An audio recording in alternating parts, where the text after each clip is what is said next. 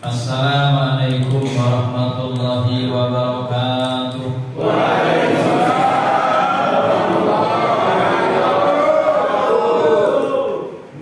Luar biasa semua. Takbir.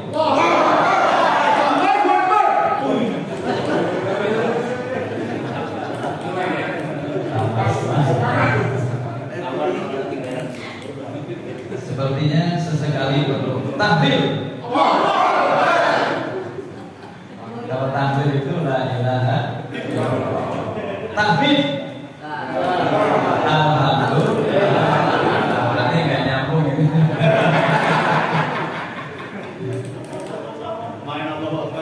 Tasbih. Tes ya, tes. Kedengaran rupanya masih normal semua. Baik. Bismillah, alhamdulillah, wassalatu wassalamu ala rasulillah wa ala alihi wa sahbihi wa man tabi'ahu bi ihsanin ila yaumil qiyamah. Allahumma shalli wa sallim wa barik ala sayyidina Muhammadin wa ala alihi ajma'in, amma ba'd. Qala Allah ta'ala fil Qur'anil Karim wa huwa asdaqul qailin. A'udzu billahi minasy syaithanir rajim. Bismillahirrahmanirrahim.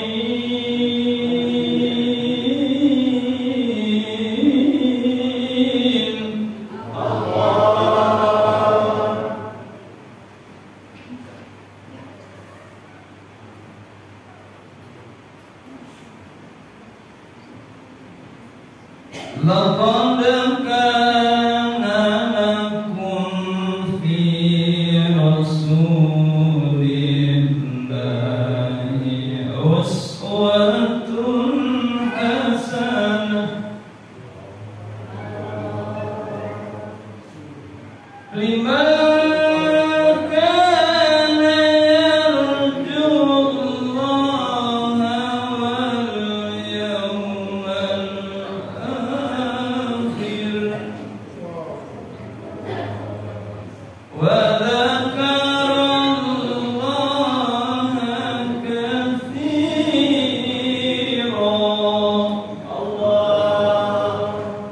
Qala Nabi sallallahu alaihi wa alihi wasallam, innama bu'istu liutammima makarimal akhlaq. Qala Syaukibi, innamal umamu akhlaqu ma baqiyat fa inhumu akhlaquhum dhahabu. Hadirin hadirat jamaah masjid ya.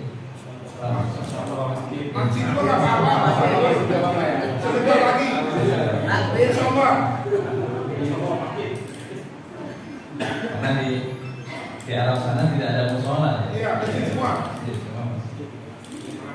Apalagi langgar ya. Nanti sholat di langgar. Berapa ya? Oh, ada lagi tajuk ya, surau ya. Di sana tidak ada. Emang Indonesia ini paling kaya ya. Kaya istilah ya. Alhamdulillah. Jadi apa? Boleh musola, boleh masjid ya? Boleh masjid. Yang kita ikuti umumnya musola Alfiyah Istiqomah ya. Alfiyah Al-Istiqomah sesuai dengan namanya. Mudah-mudahan yang pertama jamaah di sini seluruhnya Allah kurniakan istiqomah. Amin. Apa istiqomah itu? Tetap teguh pendirian ya. Kalau Ibu Abbas dalam tafsirnya ketika membahas satu ayat, innal ladzina qalu rabbuna Allah wa thumma istaqamu ila akhir ayat. Sesungguhnya orang-orang yang mengatakan kami Tuhan Allah, kemudian dia istiqomah.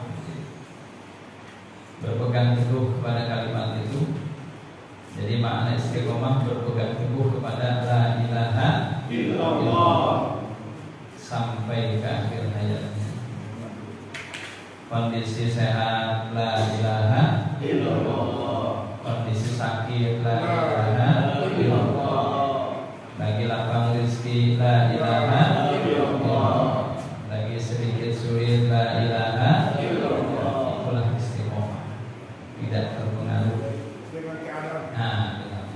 Luar biasa. Seperti udah paham semua kayak. Saya tutup aja ya. Baik. Alfiah sesuai dengan makna ini 1000 ya. Luar biasa ya.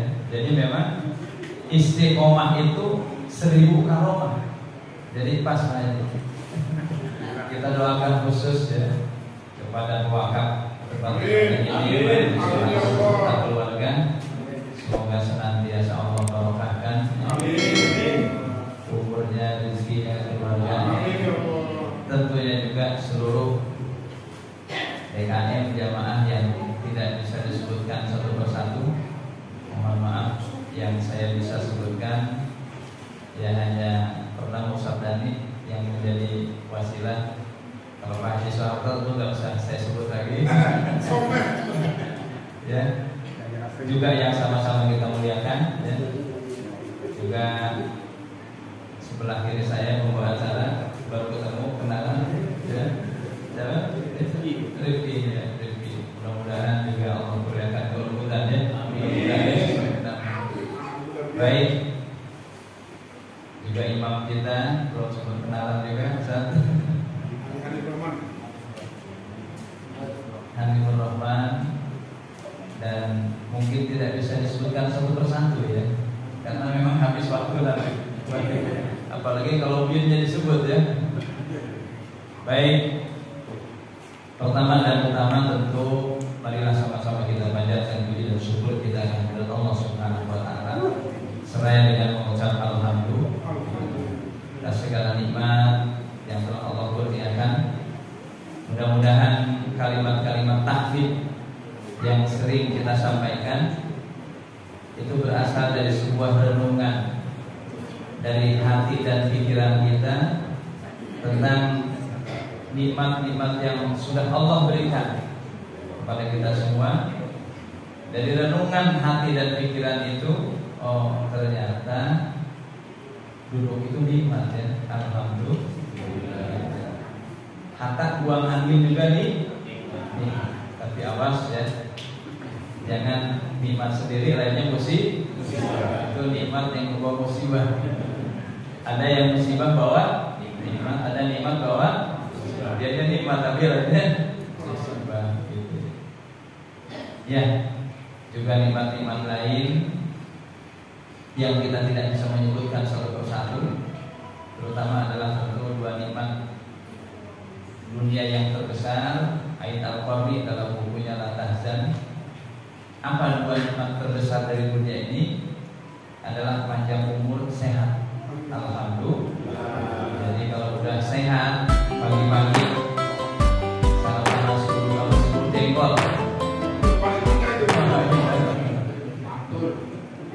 Mantul ya, luar biasa ya. Apalagi yang olahnya tuh ibu-ibu yang pintar luar biasa. Sampai ibu-ibu ini Pak bisa meyakinkan kalau makan jengkol olahan saya, insya Allah buang air kecilnya nggak bau. Itu ada tuh ibu-ibu yang seperti itu ada. Ya. Betul, ada yang tidak bau juga. Ya. Karena habis makan jengkol makan petai gitu ya. Jadi bau petai gitu ya. Ya, itu hanya satu contoh saja.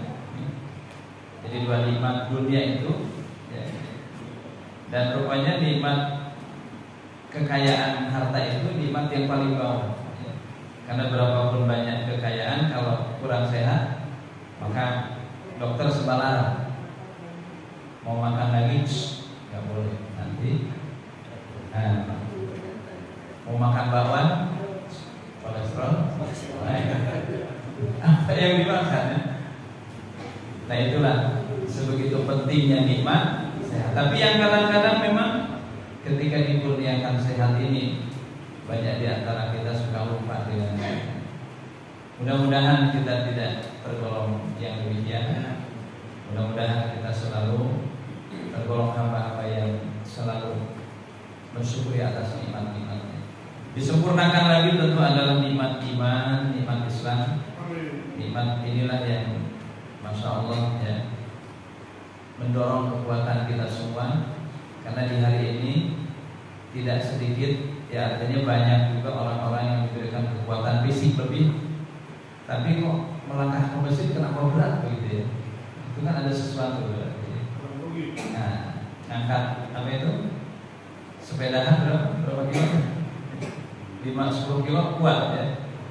Insya Allah tidak ada di sini ya, di luar sana jauh. Karena di sini kan sudah hadir pasti ya. Karena melangkahkan ke masjid, jalan-jalan sudah kemana-mana, ke Eropa, ke mana? Malaysia, ke Tunisia, ya, negeri-negeri yang dibanggakan begitu. Tapi ketika melangkah ke masjid, kenapa ada sesuatu yang berat? Inilah yang mendorong kita semua adalah kekuatan iman. Maka ketika ada orang yang kerap pulang pergi ke masjid, Nabi kita SAW bersumpah, demi Allah, aku bersumpah dengan iman orang yang kerap kali pulang pergi ke masjid tentu untuk beribadah kepadanya. Kemudian beliau membaca sebuah ayat, innama ya'muru masajidallah man amana billahi wal yawmil akhir wa aqama sholata wa ata zakah wa lam yakhsha illallah ila akhirnya. Mudah-mudahan kita tergolong hamba-hamba Allah yang beriman dan istiqomah sampai akhirnya. Istiqomah gitu ya. Ya Rabbal alamin. Salawat beriring salam semoga tercurah limpah kepada Nabi kita Muhammad sallallahu alaihi wasallam, keluarga sahabat dan semua pengikut yang insya Allah pasti sebagai umatnya berharap benar syafaat dari beliau, berharap benar tentu kita akan bisa berjumpa dengannya di, ya mudah-mudahan di dunia ini dalam mimpi kita masing-masing, dan di akhirat nanti dalam ridho dan surga Allah Subhanahu wa ta'ala. Amin ya rabbal alamin. Bu. Baik Bapak dan Ibu, pernah mungkin sesekali di keheningan malam atau barangkali lagi-lagi tafakur gitu ya, kira-kira model-model saya ini ketemu nggak yang mana bikinnya ini? Kira-kira gitu ya, kira-kira gitu. Kalau melihat sholat-sholat yang kita kerjakan ya, takbirnya sih khusyuk gitu ya, tapi udah di tengah takbir ingat apa Bu? Ya, cucian belum diangkat. Bapak-bapak ingat angsuran? Jangan keras-keras. Nah, ada satu saja seperti itu, ya. Ada kerinduan, subhanallah, ini sudah sesuatu yang luar biasa, sehingga mungkin dengan ada rasa keinginan jumpa dengan Rasul walau dalam mimpi, maka bersemangatlah kita untuk bersolawat kepadanya dan sedikit demi sedikit pun mengamalkan sunnah ajaran beliau.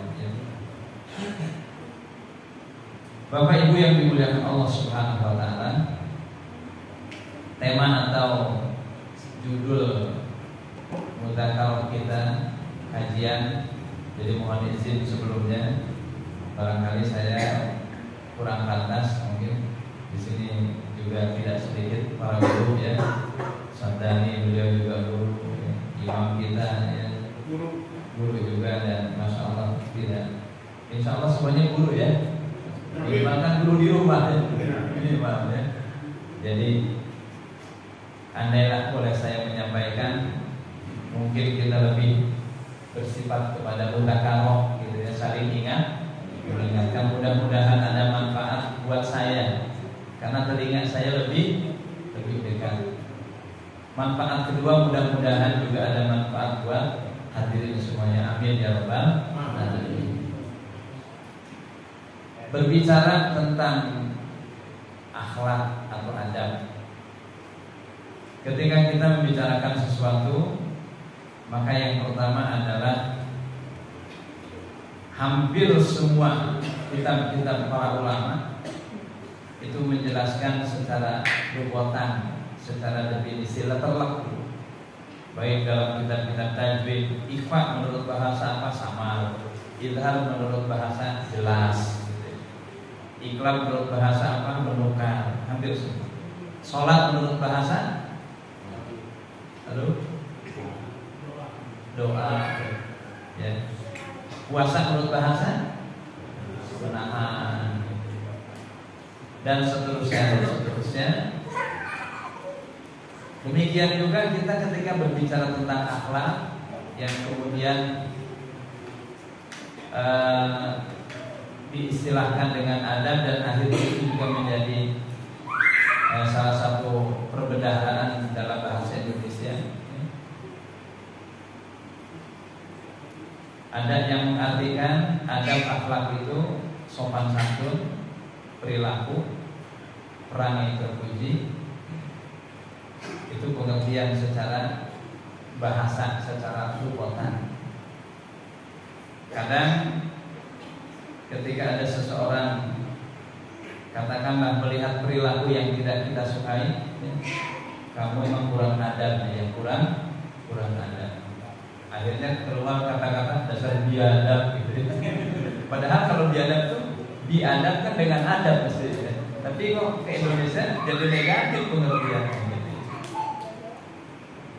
Hadirin yang dimuliakan Allah Subhanahu wa taala, para ulama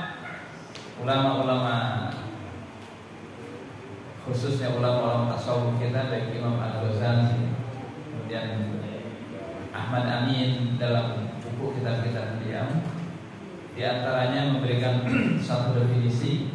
Ini saya bicara umum dulu, ya, nanti baru mengarah kepada yang khusus.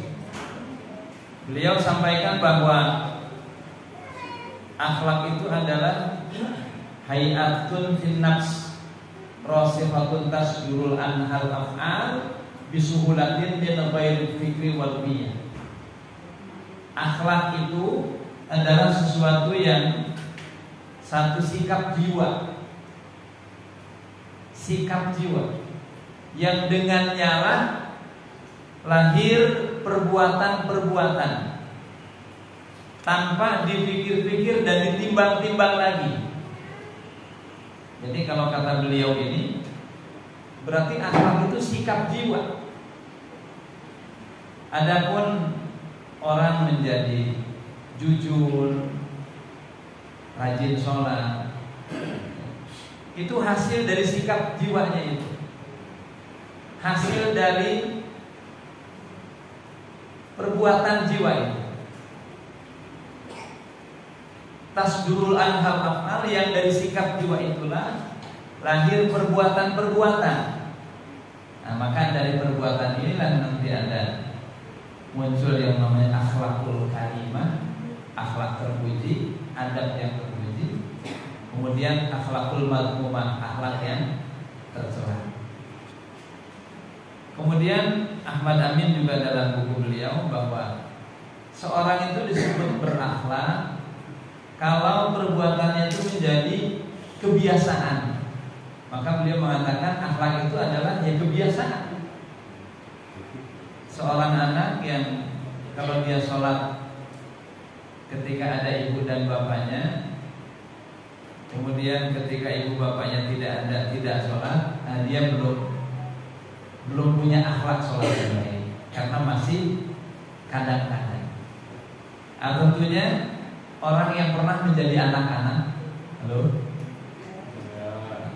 kita semua ya pernah jadi anak ya, atau jangan-jangan masih anak juga ya dari orang tua kita kan.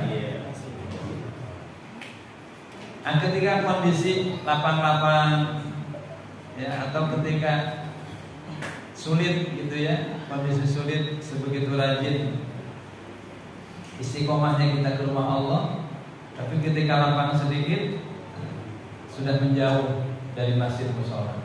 Nah, ini berarti belum menjadi akhlak. Baik, itulah diantara beberapa definisi yang disampaikan para ulama kita. Kemudian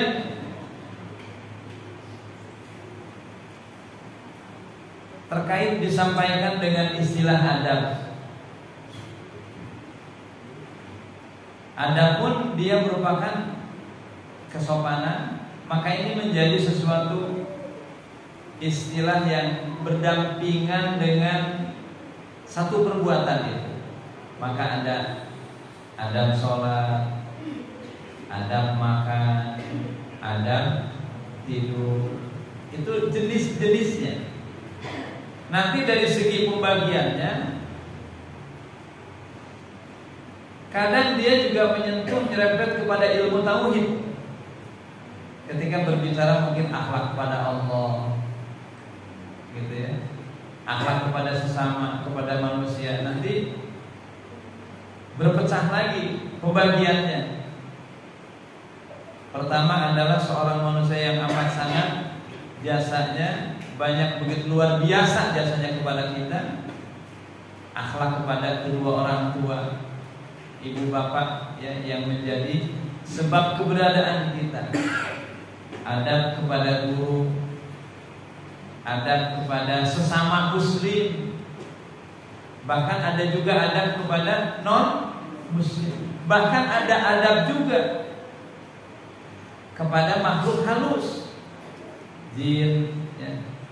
Nanti kalau kita sudah kaji bagaimana adab dengan makhluk halus, jalan ke tempat sepi bukan numpang-numpang anak babi anak bagong, bukan. Halo? Kan di ujung-ujung sana masih ada yang begitu. Jalan gelap, jalan sepi, numpang-numpang, permisi. Jeleknya ditambahin lagi anak babi anak. Insya Allah kalau sudah belajar anak kayak gitu, dia banyak dikir, mohon perlindungan kepada Allah. Bahkan termasuk adab kepada hewan dalam penyembelihan, gitu ya, dengan pisau yang tajam dan seterusnya. Itu kalau kita melihat kepada siapanya seseorang itu berakhlak. Termasuk dalam kehidupan keluarga, akhlak suami kepada istri, istri kepada suami. Dan pokoknya ya. Intinya insya Allah selesai, keluarga akan sakinah mawaddah warahmah ya. Kalau semuanya anggota keluarga menggunakan adab, gitu ya. Masing-masing melakukan saja kewajiban-kewajibannya. Adab bagi suami kepada istri bagaimana, istri kepada suami. Jadi keduanya tidak saling menuntut. Karena di satu sisi ya, sang suami menekankan, kamu kan istri harus patuh kepada suami, gitu ya. Kemudian di sisi lain ya, sang istri juga, suami yang mana dong, gitu ya, yang harus dipatuhi ya, terus ya, tidak selesai ya. Kenapa? Karena keduanya tidak menempatkan sesuatu pada tempatnya. Kalau masing-masing saja mengamalkan adab-adab, bagaimana adab istri, adab suami, sudah selesai semua.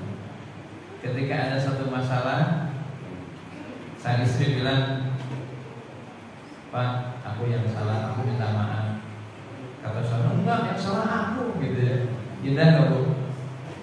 Bu, indah ya. Semuanya merasa salah. Ini yang jadi masalah kan semuanya merasa benar. Bu, kenapa sih masak kok asin banget? Ada apa sih? Hah? Kamu kan masak aja gak bisa. Kemudian terus ya, sang istri juga begitu ya. Nah mungkin ketika sang suami juga memaklumi, ya udah tidak apa-apa, mungkin kamu terlalu capek. Jadi tadinya mau pakai gula, tapi ternyata garam ya, ditumpahkan jadi keasinan, gak apa-apa ya.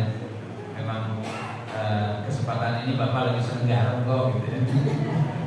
Atau yuk kita makan bersama, ibu dulu yang makan dah. Nah, ternyata keasinan. Indah kalau semuanya pakai adab. Hadirin yang dimuliakan Allah Subhanahu wa taala, kalau kita menyimak mengamati itu satu hadis Rasulullah SAW. Tadi dalam mukadimah yang saya sampaikan itu, beliau katakan innama bu'istu liutammima makarimal akhlaq. Subhanallah, dalam bahasa umumnya. Aku diutus oleh Allah itu hanya untuk menyempurnakan akhlak.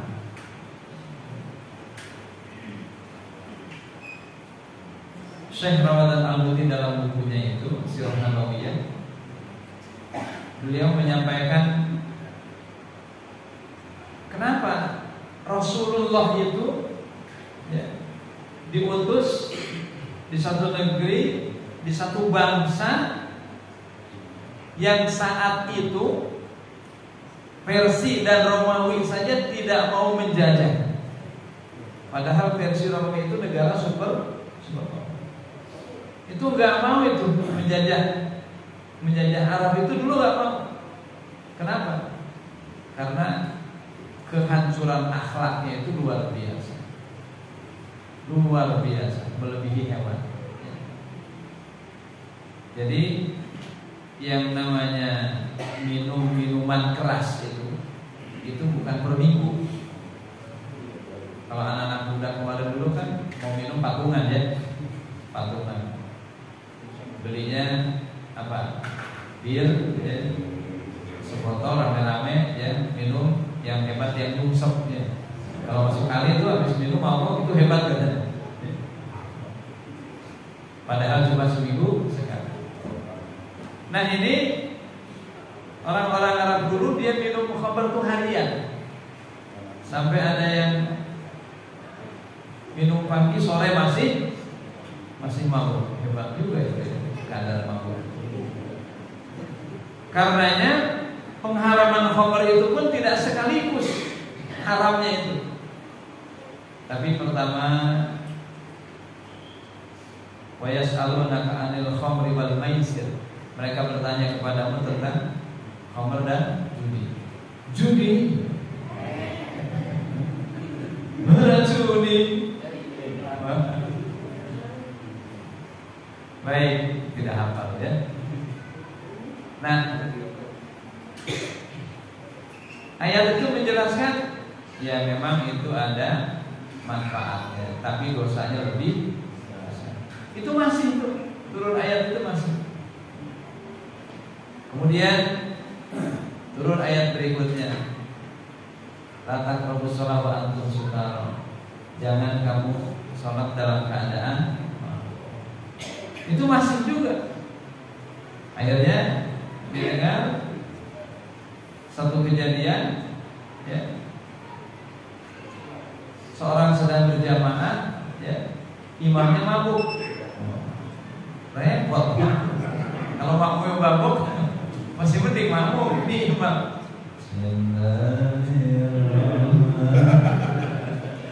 Bubar gitu. Kenapa?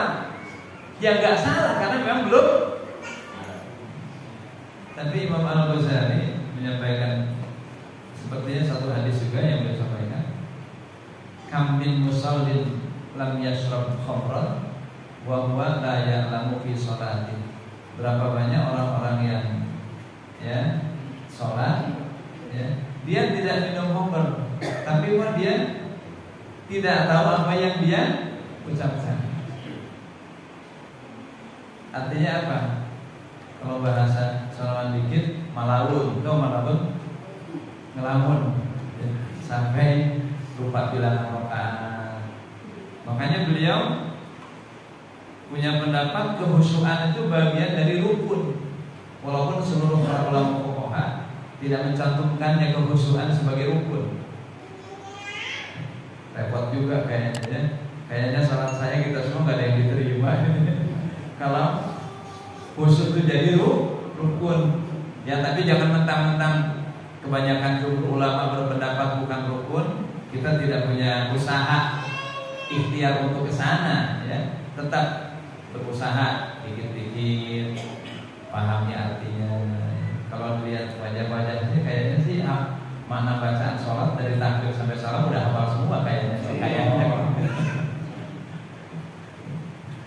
Baik, pertama kan bermula dari itu. Pertama menyadari kalau kita dalam keadaan sholat. Yang kedua memahami apa yang almarhum saya punya guru Haji Mansur itu masih disebut tidak khusyuk ketika lisan kita ini alhamdulillahirabbil alamin, tapi hati kita ke ihdinas shiratal mustaqim. Itu aja masih belum dibilang khusyuk yang sempurna. Nah, apalagi kalau lagi iya karena Allah, iya karena nasta'in, besok apa yang terjadi ya? Subhanallah. Nah, oleh karena itulah Allah memberikan satu rahmat yang khusus ya dalam sholat berjamaah itu. Kalau imam tidak khusyuk, makmum khusyuk, semuanya dianggap alhamdulillah. Imam nggak khusyuk, makmum sama nggak khusyuk juga. Kompak juga, sopnya rapi, insya Allah dianggap khusyuk. Hadirin yang dimuliakan Allah Subhanahu wa taala, kembali kepada tadi. Jazirah Arab dia punya apa itu? Latar belakang dekadensi moral yang sangat luar biasa biadabnya itu. Sampai adab kepada hewan pun itu nggak ada. Jadi kalau mau paha kambing udah pahanya saja dipotong, kambingnya biar hidup. Masya Allah. Juga adab kepada wanita. Jadi adab kepada anak, merasa hina kalau di antara mereka itu istrinya melahirkan anak perempuan, sehingga itu anak perempuan dikubur hidup. Demikian juga ketika mereka tawaf mereka, tapi dalam tawafnya tidak ada satu busana pun yang dikenakan, ya, luar biasa. Sulitlah untuk menyebutkan keseluruhan kehancuran akhlak orang-orang Arab terdahulu. Hadirin yang dimuliakan Allah Subhanahu wa taala. Maka Rasulullah SAW dibangkitkan oleh Allah itu diutus, ya, di Arab itu memang untuk menyempurnakan akhlak. Dan ketika awal-awal dakwah beliau itu tidak langsung diterima begitu saja. Bahkan kalau kita lihat orang-orang yang menerima ajakan beliau itu seperti Abu Dzar Al-Ghifari, itu bukan dari Arab, dari suku Ghifar. Jadi kalau mohon maaf ya, kalau ada pernyataan Islam itu agama bangsa Arab, ya, ini salah besar. Karena orang Arab sendiri banyak yang nolak. Itu yang namanya abu-abu itu kan, Abu Lahab nolak, Abu Jahal nolak, Abu Sufyan juga ya, awalnya nolak juga. Abu Gosok nggak ada ya. Ibu udah nggak pakai Abu Gosok lagi kan? Pakai apa? Mama lemon. Suka belanja sih dan tidak. Bapak Ibu yang dimuliakan Allah Subhanahu wa taala. Demikianlah Rasulullah SAW diutus, ya, ke negeri Arab itu adalah untuk menyempurnakan akhlak. Maka ini para ulama tauhid, para ulama fiqh akhlak, ya, maka mencantumkan akhlak kepada Allah itu termasuk bahagian daripada akhlak. Walaupun memang kajian tentang akhlak kepada Allah biasanya dibahas detail di ilmu tauhid. luput dari madrasah aliyah itu atau sanawiyah, biasanya pelajaran akhlak itu suka direndengkan dengan tauhid, betul ya, akhlak tauhid. Karena memang ketika berbicara tauhid berarti berbicaranya bagaimana akhlak kita kepada Allah Subhanahu wa taala. Saya kira ini juga tidak kalah penting ya, di samping akhlak kepada sesama, kepada manusia ya, yang memang penekanannya juga tentu lebih banyak babnya.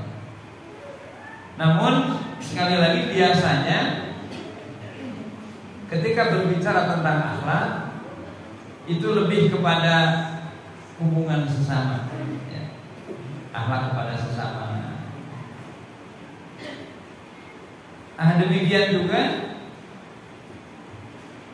ketika penyebutan jenis-jenisnya gitu, nanti mungkin akan lebih luas lagi.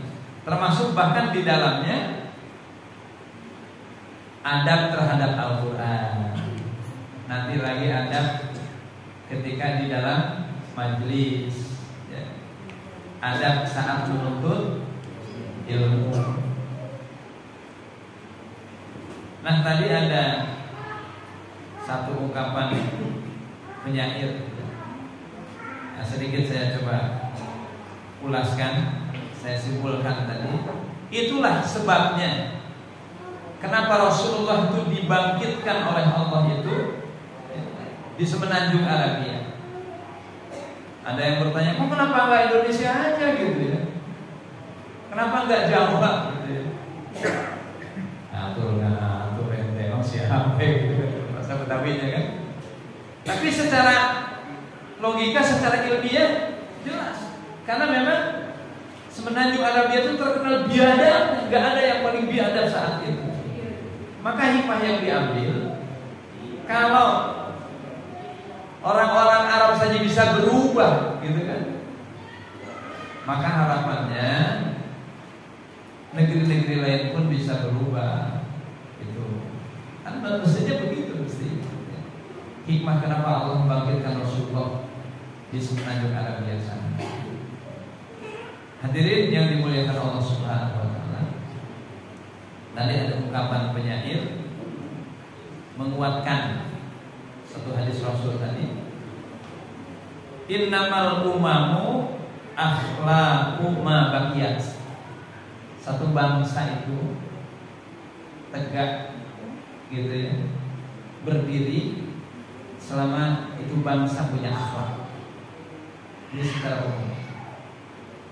Tanfa'ilhumu akhlaquhum dalam. Tapi kalau sudah nggak ada akhlak lagi, maka tentu saja itu kehancuran bangsa. Jadi kehancuran akhlaknya udah merata. Mohon maaf dengan tidak bermaksud menyebutkan siapa-siapanya. Jadi ketika korupsi sudah di mana-mana gitu ya, bukan hanya pejabat, tapi sampai maaf kepada tukang kuah berkorupsi. Saya ingat betul sebelum almarhum Husain ya, Husain Umar Husain, salah satu penasehat juga di perguruan ya. Di Dewan Dakwah itu, beliau itu sesekali pernah beli buah itu, buah mangga kalau nggak salah, 3 kilo 4 kilo. Dia timbang di rumah, kok nggak nyampe 3 kilo gitu ya, 2,5 kilo apa berapa gitu. Besok lusanya dia kembali, dia ngobrol ngobrol gitu. Jadi memang dakwah itu ya tidak hanya depan podium gitu ya. Itu satu pendekatan dakwah yang luar biasa tuh beliau almarhum. Nah, jadi tidak hanya dari pejabat kelas tinggi sudah sampai ke bawah, itu kan kembali kepada adab tadi, adab dalam dagang. Mungkin belum sampai kali kajiannya kepada adab itu ya. Semuanya sudah merata. sang anak juga sudah tidak ada adab lagi kepada kedua orang tuanya. Sang murid sudah tidak ada lagi adab kepada gurunya. Suami juga kepada istrinya, ya, yang pada awalnya ya keselewat dikit, kesana dikit, kenapa ya, kenapa ya, gitu kan. Sudah nikah, mata lubu, apa ya? Ya, itu kan berawal dari adab kan. Juga ya, bikin kopi, emang gak bisa bikin sendiri, kenapa? Sudah gak ada akhlak lagi kan. Nah, semuanya dalam lini-lini kehidupan yang kecil sampai besar sudah gak ada lagi akhlak. Maka ini kata seorang ulama ini, tunggu aja kehancurannya gitu. Maka kita tidak muluk-muluk lah ya, tidak muluk-muluk. Kita mulai dari diri kita sendiri gitu ya. Dari diri kita sendiri, dari keluarga, dari anak-anak, insya Allah gitu ya. Jadi kita mulai perbaikan dari bawah terus gitu ya. Mana yang kita mampu ya, termasuk di majelis yang sangat mulia ini ya. Ketika kita beribadah bersaudara, mungkin gitu ya ada sedikit perbedaan, salah paham dan sebagainya ya, itu tidak menjadikan kita berpecah dan seterusnya. Ini kan kembali kepada adab lagi bergaul dengan sesama. Baik, demikian ucapan seorang ulama ya. Tegak dan hancurnya satu bangsa secara umum, lebih khususnya juga dalam keluarga, kelompok, organisasi ya, itu lebih disebabkan kepada akhlak. Satu ayat yang mengilhami kita di surah Al-Mujadilah itu adalah ayat 11. Ya ayyuhalladzina amanu idza qila lakum tafassahu fil majalis fafsahu yafsahillahu lakum.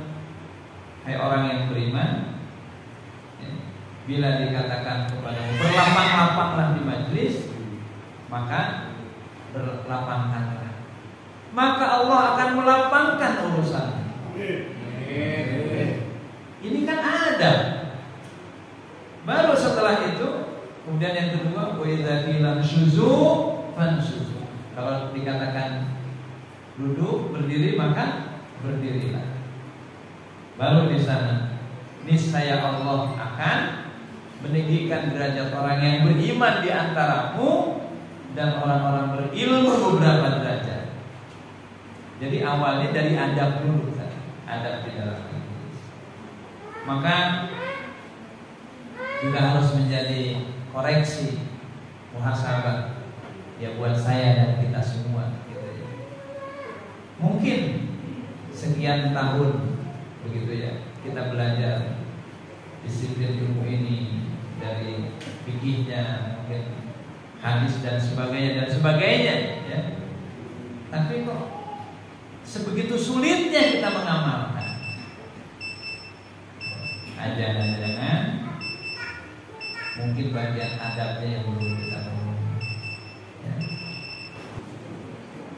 Bapak Ibu hadirin yang dimuliakan Allah Subhanahu wa taala, demikian penting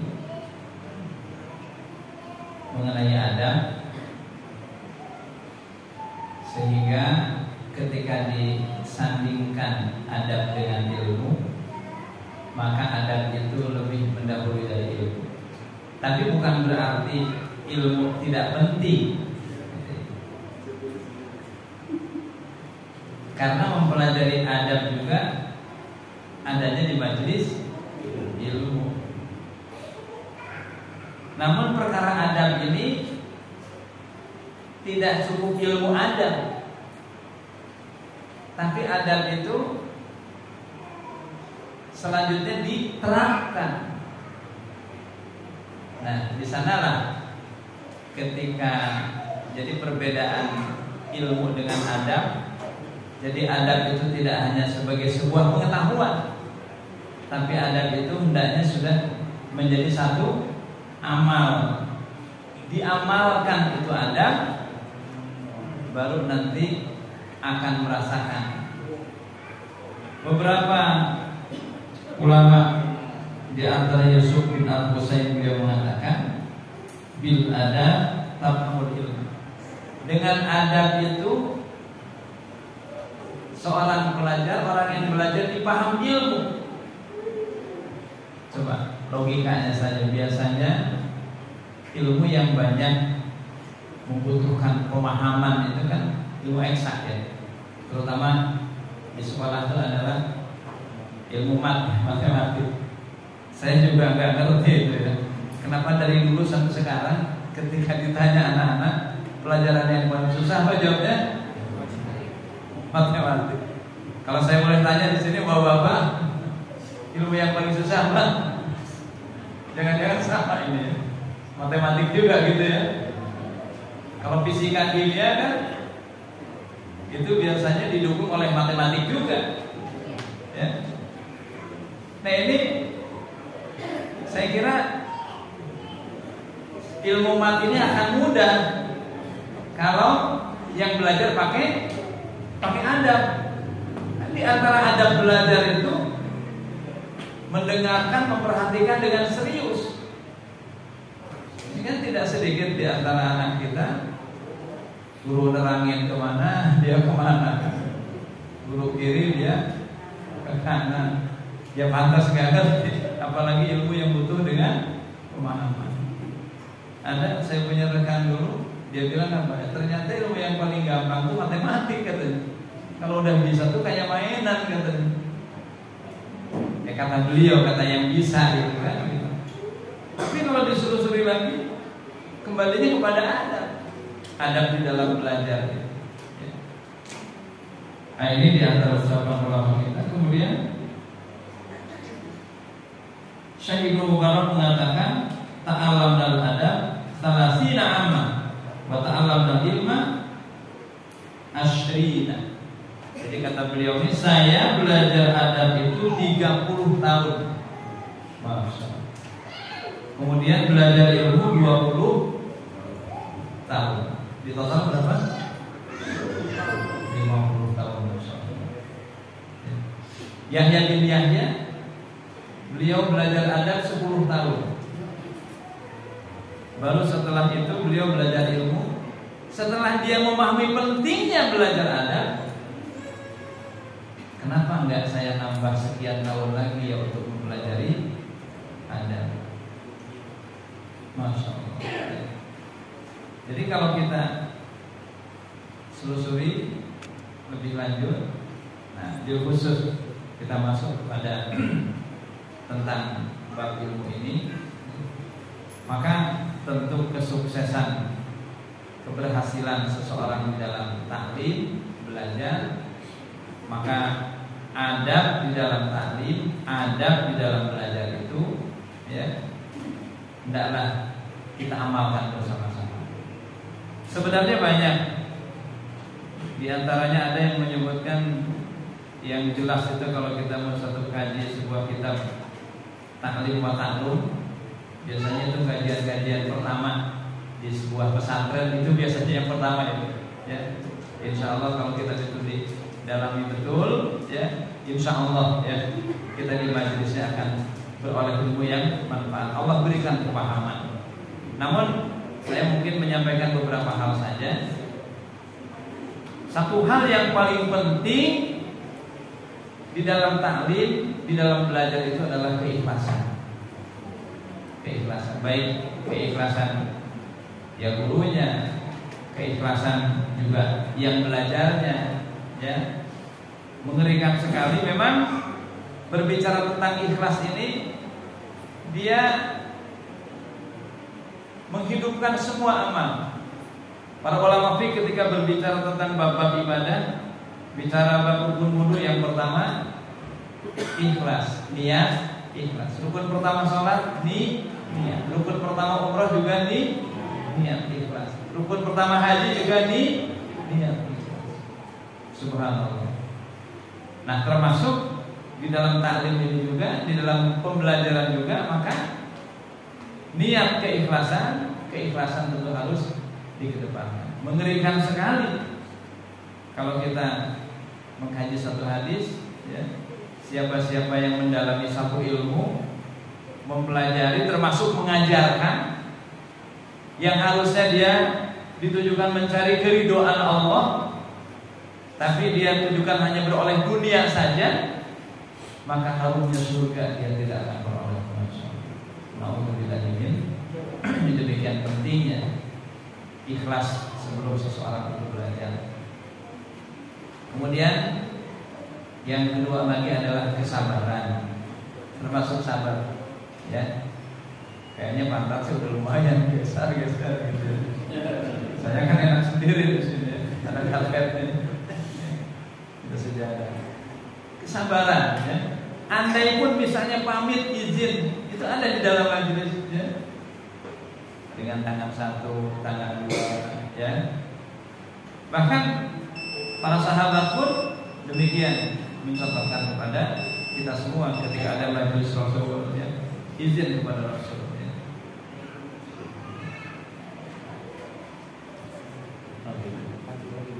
Baik, hadirin yang dimuliakan Allah Subhanahu wa taala,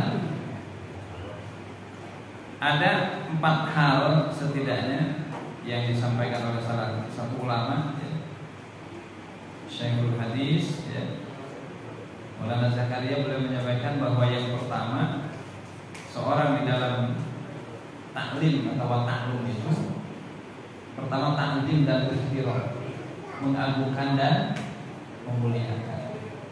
Ini ada 2, ada yang sifatnya lahiriah dan batin. Memang sih pantat lumayan gitu ya, geser kiri, geser kanan.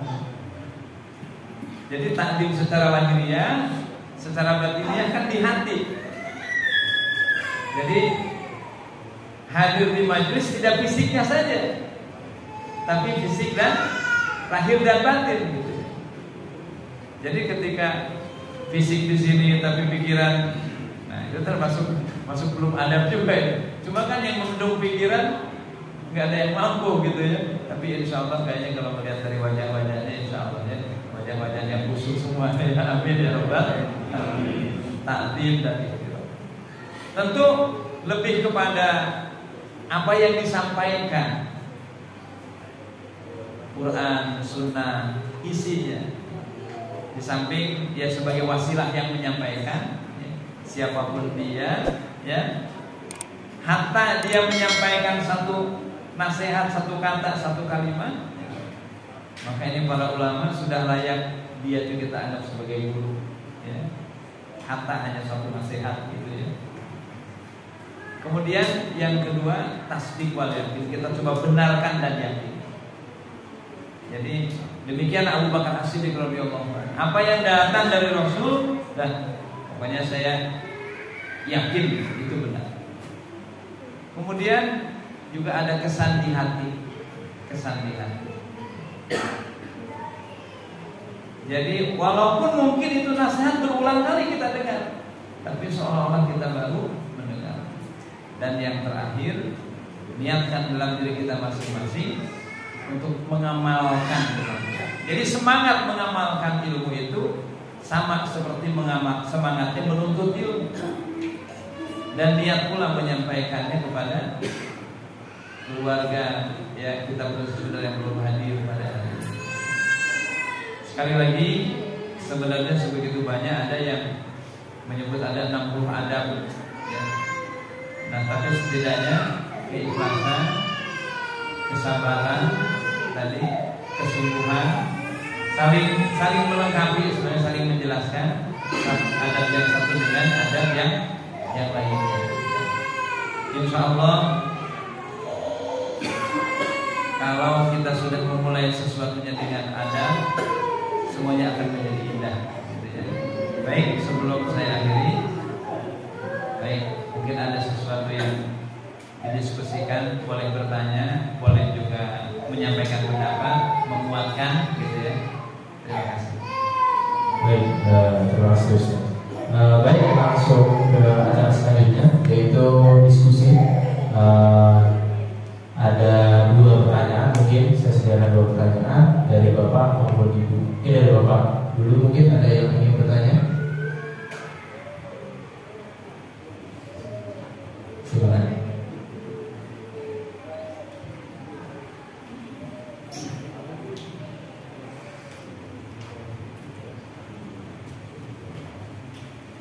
Bismillahirrahmanirrahim. Assalamualaikum warahmatullahi wabarakatuh. Waalaikumsalam warahmatullahi wabarakatuh.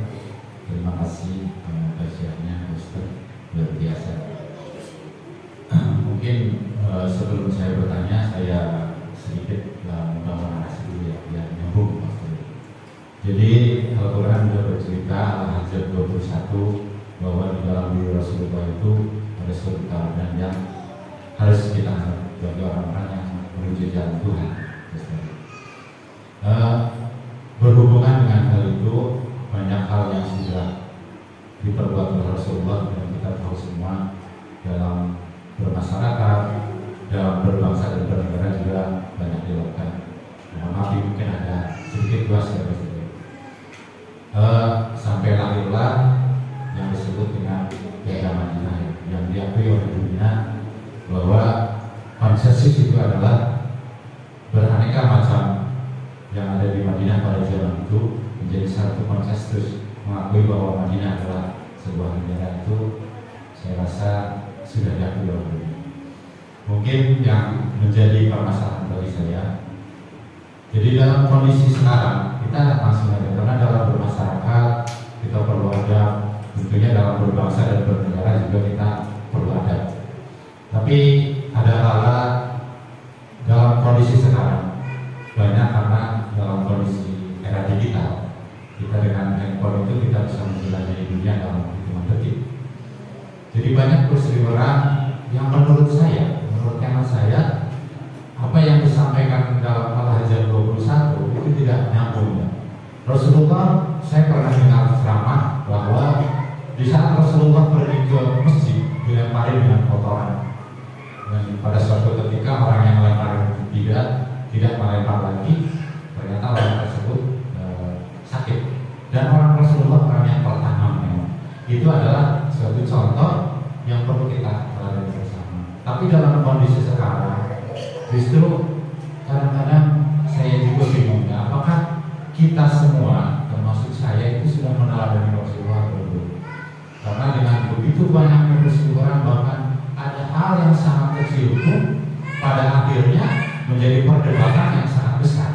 Jadi kan saya jadi bingung ya. Mungkin dalam hal ini saya mohon pencerahan dari Pak Ustadz, bagaimana mungkin khusus bagi diri saya menghadapi kondisi seperti sekarang ini.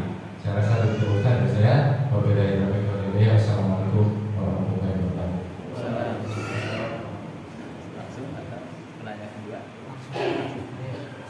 Baik, terima kasih. Dengan Pak Sahirin, terima kasih. Ya, apa yang disampaikan tadi, yang pertama adalah tentu sebuah penguat ya. Ayatnya saya baca, tapi saya belum sedikit menjelaskan itu ayat. Jadi ayat ini jelas buat kita semua bahwa dialah gitu ya, Rasulullah SAW yang memang amat sangat gitu ya, yang pantas untuk dijadikan suri teladan ya. Walaupun memang beliau sendiri menyampaikan ashabi kan nujum, sahabat itu seperti bintang di langit. Andai kamu bisa mengikuti salah satunya ya, maka cukup bagi engkau beroleh hidayah dari Allah. Kenapa? Karena memang para sahabat juga adalah ittiba kepada Rasul. Ya, artinya dengan ayat ini juga bukan berarti kita saklek gitu ya. Itu tentu kita terima dengan pasti ya. Tapi ucapan Rasul pun demikian ya, karena memang sahabat juga ittiba kepada Rasul ya. Dan kita juga paham ya kadang dalam kehidupan sehari-hari lisanul hal absahu bilisanil maqal. Terkadang perbuatan itu lebih terkesan daripada ucapan. Ada seseorang dia hari-hari mungkin mudah tersenyum gitu ya. Itu kadang jadi masih mah gitu ya. Atau barangkali kita lihat dia itu setiap pagi selalu bawa entah berapa uangnya itu, selalu pagi-pagi itu memasukkan uangnya ke makan. Dia tidak membenar sehat itu, dia tidak ceramah, tapi perbuatannya itu dengan orang melihat dia itu sudah menjadi satu nasihat. Masya Allah, itu orang ya, kita lihat kehidupannya sederhana, tapi infaknya kok setiap hari habis subuh ya. Nah itu sudah ya, kita yakin ketika ada orang mengikutinya ya, ittiba kepada Rasul. Tapi ketika melihat contoh seperti itu ya, maka dia juga bisa menjadi contoh. Kan dalam ayat wakadzalika ja'al ummatan wasata, kami jadikan engkau umat yang seimbang, artinya menjadi contoh gitu ya. Ya hendaknya umat Islam juga menjadi contoh bagi umat yang lain. Nah jadi jelas memang dikuatkan dengan ayat wa innaka la'ala khuluqin adzim. Sungguh engkau Muhammad benar-benar berada pada satu perangai budi pekerti yang sangat tinggi ya. Bahkan keagungan, keluhuran budi pekerti Rasul pun tidak hanya diakui oleh para sahabatnya, tapi dengan jujur Michael Hart dalam satu bukunya ya, beliau menempatkan Rasul itu sebagai manusia pertama. Insya Allah ya, kita semua bahkan tadi juga dikuatkan ya, semua dunia ya, menerima itu yang namanya piagam Madinah ya. Jadi demikian juga saat Futuh Mekah, ketika Mekah jatuh ke tangan umat Islam saat itu, maka dengan indahnya siapa yang mau masuk Islam maka dia adalah saudara kami. Tapi siapa yang tidak mau kami anggap sebagai warga negara. Jadi walaupun orang-orang kafir Mekah itu udah takut, wah kayaknya kita bakal mati semua nih kayaknya. Karena dulu kan kita nyiksa dia ya, menghukum dia, wah kalau dia dendam habislah kita ya. Tapi ternyata dugaannya jauh sekali. Rasulullah Futuh Mekah itu ya, beliau sampaikan ya, siapa yang tidak masuk Islam kami anggap sebagai warga negara. Tapi kalau umat Islam wajib zakat, kamu wajib pajak jizyah. Kalau kamu zakat juga nggak mau, pajak nggak mau, ya dengan terpaksa kami memerangi. Jadi memerangi terpaksa karena melawan sebagai warga negara. Kurang indah, kurang toleran. Bagaimana sebuah umat Islam gitu ya? Kalau memang dibilang tidak toleran. Nah jadi kembali kepada memang sekali lagi dilematis gitu ya ketika menghadapi Jadi mungkin kalau saya lihat ini mungkin sudut pandang yang berbeda gitu ya. Memang di satu sisi benar banyak contoh-contoh dan memang kita ini kurang contoh gitu ya. Kalau dulu kan ketika orang lain itu bertanya tentang mahwal Islam gitu, apa sih Islam itu? Kalau sekarang kita jawabnya apa? Al-Islam batun ilahiyun dan seterusnya kan. Islam adalah titik. Kalau dulu Islam itu apa? Coba kamu lihat Abu Bakar As-Siddiq radhiyallahu anhu. Kamu lihat Abu Dzar Al-Ghifari. Orang udah paham Islam tuh kayak begitu. Karena memang perilaku keislaman itu ada pada diri mereka. Mereka tuh Quran berjalan gitu. Sekarang kan kalau kita misalnya apa itu Islam, kita nunjuk si anu, ternyata dia perilakunya kan belum mencontohkan ya. Nah itu barangkali ya. Jadi di satu sisi memang pertama mungkin sedikitnya suri tauladan ya. Jadi sudut pandang ya. Di satu sisi memang betul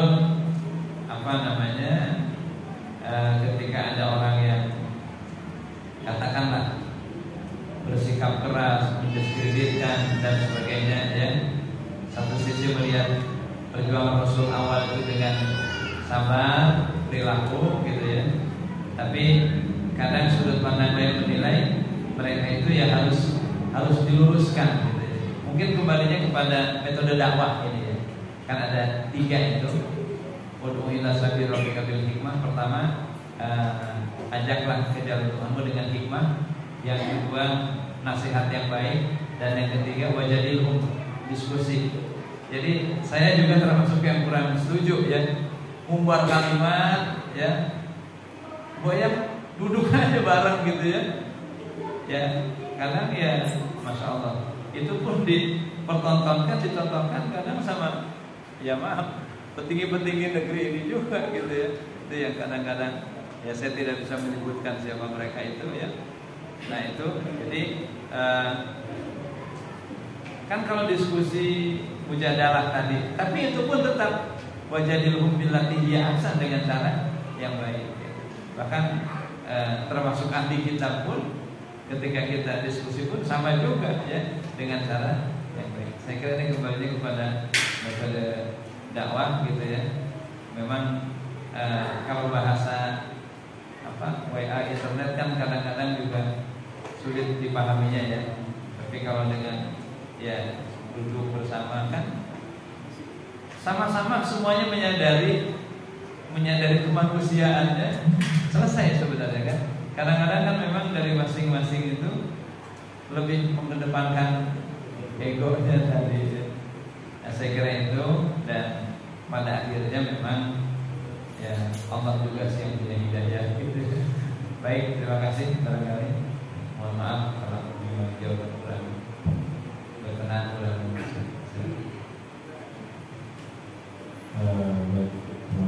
bagaimana dari Bapak saya ini ada tanggapan? Cukup ya. Baik. Selanjutnya mungkin dari Ibu terakhir ada yang ingin bertanya? Apabila tidak bisa kita cukupkan. Oh ya, diwakilkan oleh Bapak Kayat. Silakan. Assalamualaikum warahmatullahi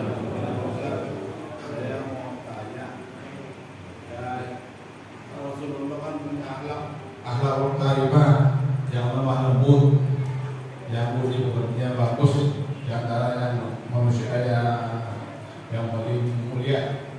Yang ingin saya tanyakan begini Pak Ustaz, kenapa Rasulullah pimpin perang kalau dia punya akhlak karimah, lemah lembut? Kalau namanya perang kan emosi, jadi kedepankan. Apakah kalau sumpah sekarang apa ya kayak Habib Rizik, dia kan dakwah, cuma dia menegakkan amar ma'ruf nahi munkar. Apakah salah mengikuti akhlak Rasulullah? Begitu aja Pak Ustaz, saya minta pencerahannya. Assalamualaikum warahmatullahi wabarakatuh.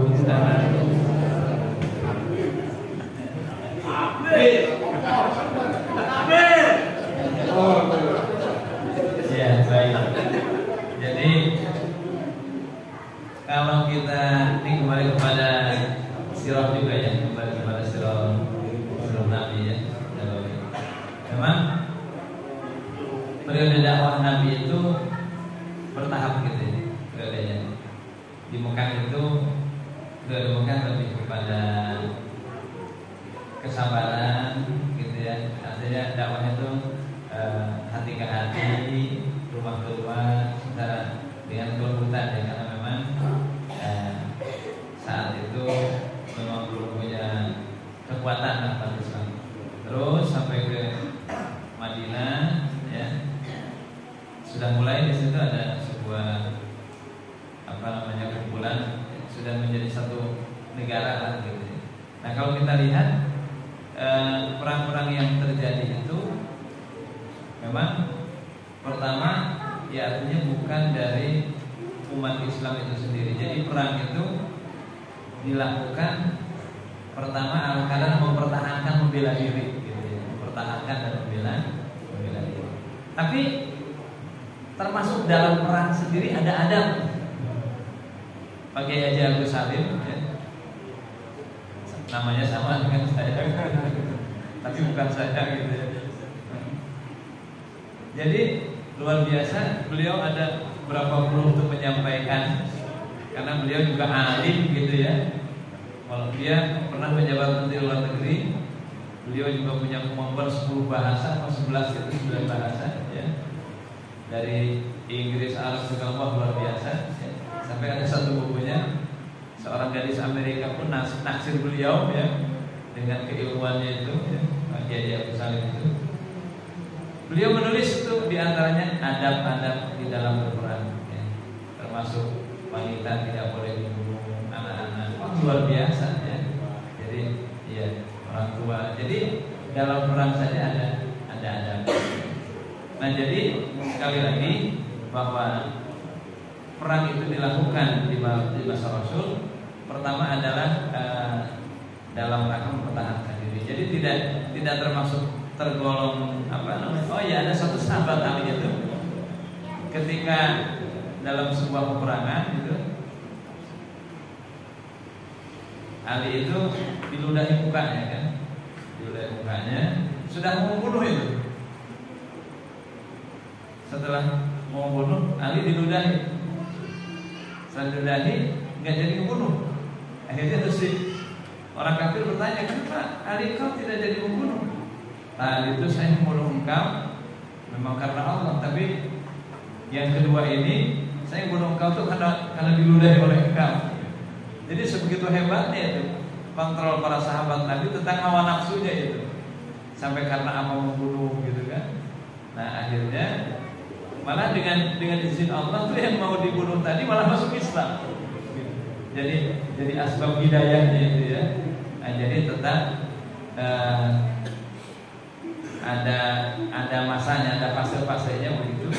Intinya bahwa walaupun ada kewajiban katakanlah berlaku perang, ya, ini kondisinya adalah pertama karena memang mempertahankan diri di masa itu, ya, dan bukan semata-mata menyiksa atau menghukum dan sebagainya. Jadi sama sekali keluar daripada. Makanya kembali kepada bahasan secara umum di surah At-Taubah, para ulama qiraat sepakat bahwa di awal surah itu, gitu ya, diharamkan membaca basmalah. Surah At-Taubah itu, ya. Ini satu pendapat gitu yang saya pelajari. Kenapa? Karena surah At-Taubah itu isinya tentang perintah-perintah berperang, seolah-olah gitu ya bertentangan dengan sifat Rahman dan Rahimnya, seolah-olah, padahal tidak demikian, gitu ya. Nah, jadi memang dalam Islam berperang sendiri ya tujuan untuk mempertahankan agama, gitu ya. Nah, itu. Adapun di tengah dan di akhir